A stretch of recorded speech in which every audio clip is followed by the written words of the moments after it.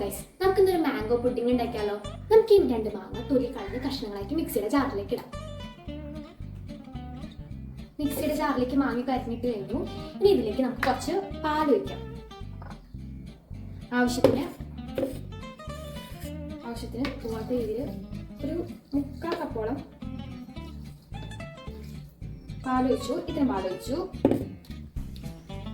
അത് കഴിഞ്ഞ് പഞ്ചസാര. അപ്പൊ ഇതിലേക്ക് കുറച്ച് ആവശ്യത്തിന് വാനില എസൻസ് കൂടി ഇടാട്ടോ. കുറച്ച് അതടച്ചു വെക്കണം.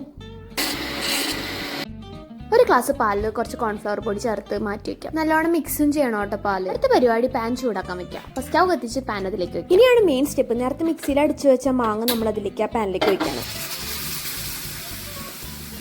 പാനിലേക്ക് ഒഴിച്ചപ്പോൾ തന്നെ നല്ലോണം ഇളക്കിക്കൊണ്ടിരിക്കണം. ഒരു ക്ലോക്ക് വൈസ് അതൊന്ന് ജസ്റ്റ് തിളച്ചൊരുമ്പിക്കും. നേരത്തെ കോൺഫ്ലവർ പൊടി മിക്സ് ചെയ്ത പാല് അതിലേക്ക് വെക്കണം.